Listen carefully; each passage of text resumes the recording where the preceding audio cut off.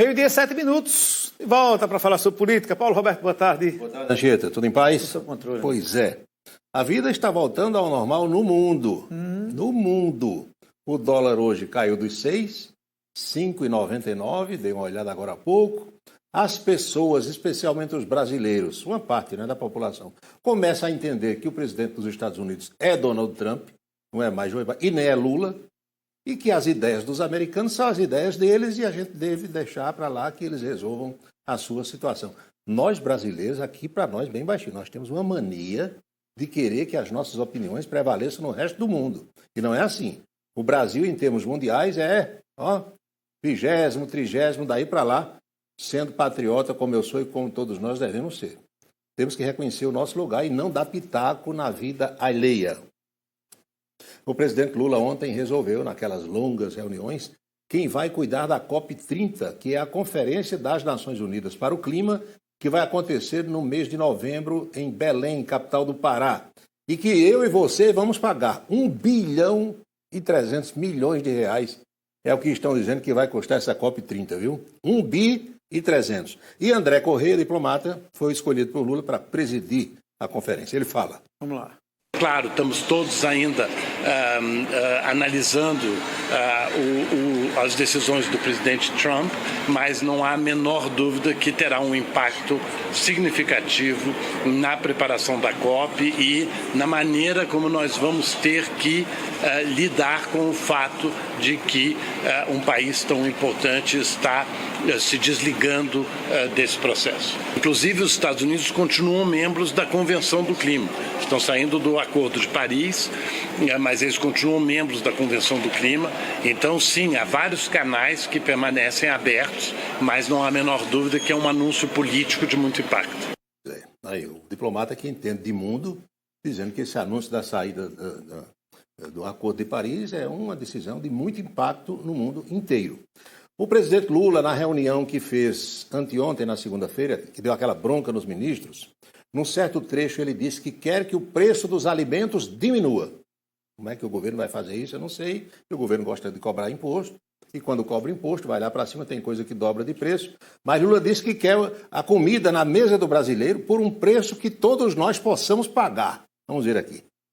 Eu não posso falar tudo que eu quero falar, porque eu tenho que ter alguma coisinha para falar no final dessa reunião. Mas o que eu quero de vocês é o seguinte, daqui para frente é dedicação. Mais do que vocês já tiveram. Daqui para frente, nenhum ministro vai poder fazer portaria que depois crie confusão para nós, sem que essa portaria passe pela presidência da República através da Casa Civil.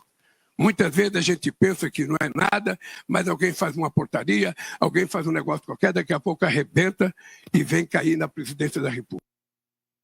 Não foi esse o trecho que eu escolhi para hoje. Eu acho que esse foi o que nós apresentamos ontem.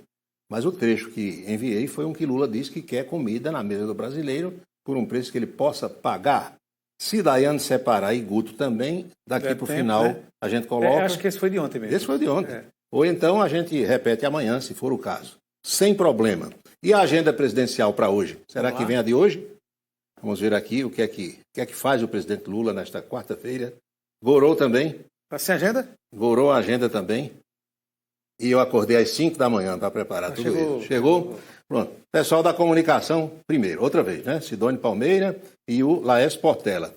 Casa Civil Rui Costa e Renan Filho, despacho das 10 horas. Agora Lula participa de uma cerimônia de contrato de concessão da BR-381, que é nas Minas Gerais.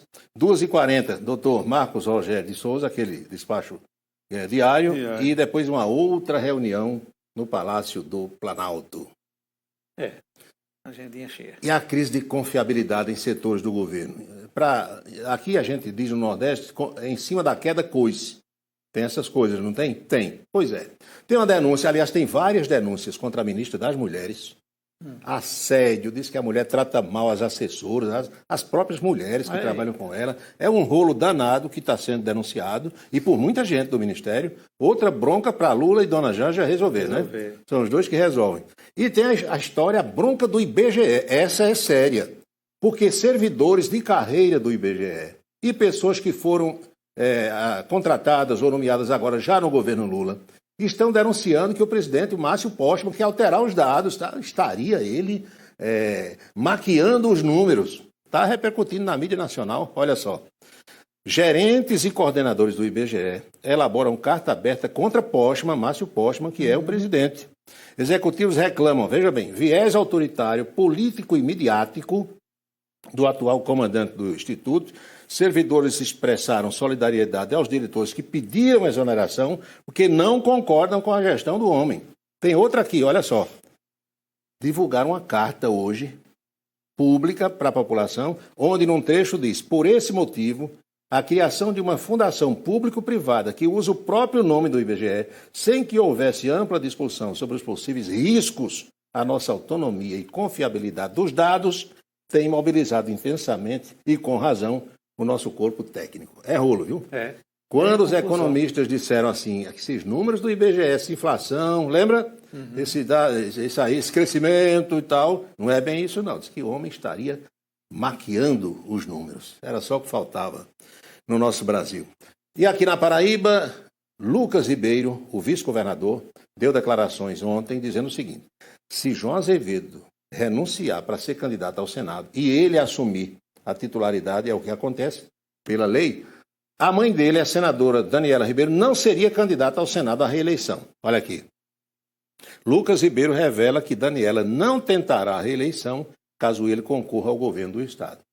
É bom dizer, Anchieta, que pela legislação atual, pela lei eleitoral brasileira, Lucas, filho de Daniela, sendo governador, o único cargo ao que ela pode concorrer é ao que ela já ocupa. Ela só poderia concorrer à reeleição. Mas aí, pelo que Lucas disse, ela abriria mão disso para compor uma chapa que pudesse alçar Lucas à condição de reeleição. Porque aí ficaria mãe e filha na mesma chapa majoritária. Majoritária. Né? Aí complica, dificulta, né? É mais difícil. Então, é o que ele está dizendo. O tempo dirá, né? O que é que vem por aí. Ontem nós mostramos aqui uma declaração do ex-deputado Pedro Cunha Lima, quando ele se referiu a Adriano Galdino, lembra? Ele disse que se Adriano vier para a oposição, é bem-vindo, mas chega como soldado, né? Não tem cadeira cativa. Ontem, Pedro deu uma nova declaração agora sobre Romero Rodrigues, que, aliás, perdeu a mãe dele, dona Antonieta, né? A gente já expressou as condolências a Romero, mas vamos ver o que foi que disse o Pedro. Pedro defende o nome de Romero em 2026 e crava. Se não repetir os mesmos erros, a gente ganha a eleição. Agora eu não entendi aí se os erros são do grupo ou de Romero, né? Não fica muito claro, não. Ou dele mesmo. Ou dele também, né? Porque deixa brecha para um bocado de interpretação. Né? Exatamente. Pois é. Vamos então à nossa boca maldita de hoje. Olha, se esse nosso Brasil não existisse, merecia ser inventado. E se alguns políticos não existissem, também. O prefeito de Sorocaba, importante cidade do interior de São Paulo, achou de assinar um decreto, editou e publicou, fazendo, por conta própria, uma espécie de convênio, uma parceria, um intercâmbio com o governo de Donald Trump, dizendo que a cidade está aberta para receber os imigrantes que, porventura, Trump deportar, recebeu o próprio Trump e americanos que queiram vir para cá. Isso é motivo de chacota no mundo. Boca maldita de hoje, Sorocabana. Trump pode vir para Sorocaba. Decreto de livre trânsito entre Sorocaba e Estados Unidos da América. O presidente Trump toma posse agora, dia 20. Estou redigindo um decreto onde os políticos, empresários, estudantes, inclusive para intercâmbio, vão poder utilizar da estrutura de Sorocaba para troca de experiência com aquele país. E os políticos daquele país e empresários também serão muito bem-vindos, podendo se utilizar de Sorocaba para trocar conhecimentos com o Brasil. Nós sabemos que aquele país vai viver um momento de grande prosperidade agora com a posse do Trump e nós não queremos perder essa oportunidade. Esse decreto passa a valer a partir do dia 20, junto com a posse do presidente Donald Trump. Rapaz.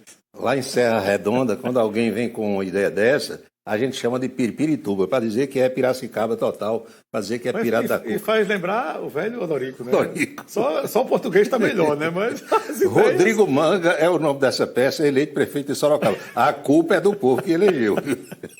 Chita. Sei não, é isso. Até amanhã, né? Até amanhã. Obrigado, Paulo. Bem, vamos a Brasília saber outras novidades da capital federal com Napoleão de Castro. Um grande abraço, Anchieta. Cumprimentos a você, nosso querido Paulo Roberto, toda a nossa equipe e de forma muito especial cumprimentar nesta quarta-feira o nosso telespectador do Em Dia, aí em todo o estado da Paraíba, acompanhando a programação da Rede ITA. Dizer a você que estamos aqui na quarta-feira, já com preparativos de toda a equipe de cerimonial e de segurança da Câmara, Senado e também do Congresso Nacional, para a solenidade que marcará o início das atividades legislativas no outro sábado, 1º de fevereiro, quando nós teremos, inclusive, as eleições da mesa diretora da Câmara e também do Senado. Senado às 9 e 10 horas da manhã, depois a mesa diretora 11 horas, 16 horas à tarde, 4 horas da tarde, teremos a eleição da mesa diretora da Câmara Federal. E na segunda-feira, dia 2, às 16 horas, a primeira sessão do Congresso Nacional, quando vem a mensagem do governo federal, abrindo oficialmente os trabalhos aqui no Congresso em 2025. Um ano que tem muitos temas, além de não termos eleições, ser um ano de calendário cheio, a gente tem importantes matérias a serem apreciadas pelo Congresso Nacional, temas importantes como a COP30 que acontece no Brasil e os debates em cima daquelas propostas, além da reforma tributária que já foi aprovada, que vão estar nesse embate, principalmente em nível de Câmara Federal, neste ano de 2025. E saber também a realidade em relação à nossa bancada, que tem hoje o deputado Murilo Galdino como coordenador. Agora, em fevereiro, sempre há uma escolha, saber se haverá uma renovação do seu mandato à frente da coordenação ou se teremos mudanças em relação aos 12 parlamentares da Câmara e os 3 senadores representantes do nosso estado aqui no Congresso Nacional. De Brasília, Napoleão de Castro. Obrigado, Napoleão. Mudando de assunto, a equipe da Defesa Civil realizou na manhã de hoje a vistoria de